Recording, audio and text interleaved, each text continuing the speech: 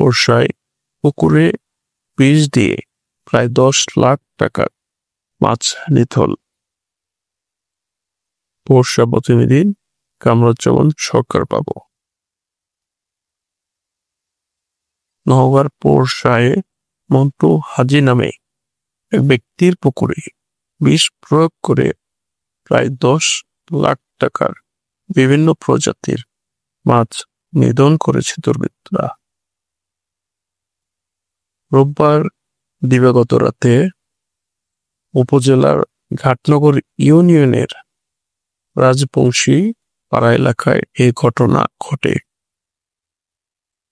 জানা গেছে, রাজবংশী পাড়া এলাকার পাইকা পুকুর ভাড়া নিয়ে মাছ চাষ করেছেন মন্টু হাজি।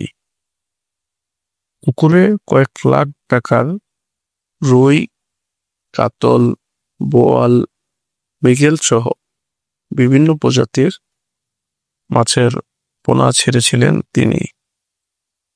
আগামী সপ্তাহে মাছগুলো বাজার বিক্রি করার কথা ছিল, কিন্তু তার আগেই দিবাগত রাতে দুর্বৃত্তরা পুকুরে বিষ প্রয়োগ করে।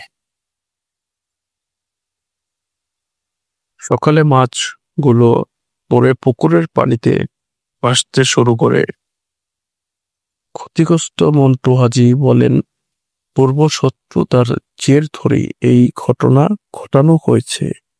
আমি ক্ষতিপূরণের পাশাপাশি এই ঘটনার বিচার চাই। বর্ষা থানার অফিসার ইনচার্জ আবু বকর সিদ্দিক পুকুরে বিষ দেওয়ার কথা কেউ বলেনি। ক্ষতিগ্রস্তরা অভিযোগ দিলে আইনগত ব্যবস্থা নেওয়া হবে বলে জানান।